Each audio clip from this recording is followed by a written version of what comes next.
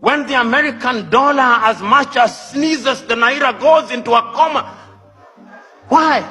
63 years after independence in Nigeria, still importing chicken as if our chicken forgot how to lay eggs.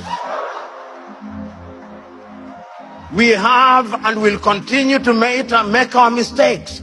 Look at Africa and the decision that she has made for ourselves over the years. As early as 1980, Africans sitting here in Lagos, Nigeria, came up with the Lagos Plan of Action. And the Lagos Plan of Action told Africa, in order for Africa to realize our potential, we must trade amongst ourselves.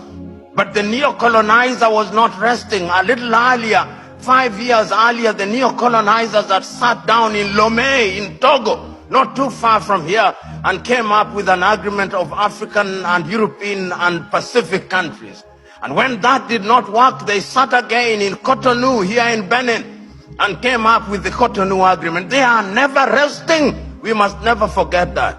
The neo-colonialist is alive and well, and is always trying to frustrate what we do, because Africa is their hunting ground.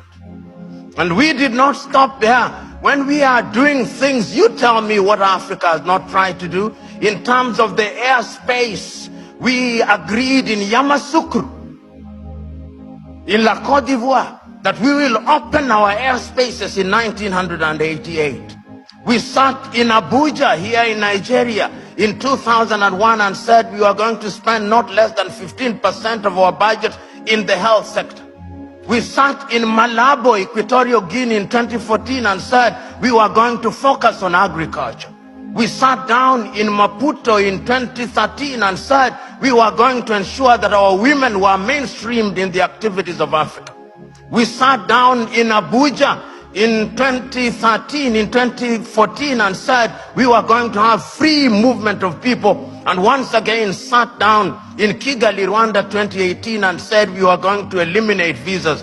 We sat down in Abuja and said that we were going to silence the guns in 2013. We did not. And we sat down in 2020 and said we were going to silence them. And now the guns are alive and well. And who are supplying us with the weapons? It is not us. It is others. Should we blame them? Yes, we should. Should we blame ourselves? Yes, we should. So Africa has always been a battleground. And the rhetoric that we see and the manner in which we ourselves are educated. My sister talked about education. But really, what are we teaching ourselves?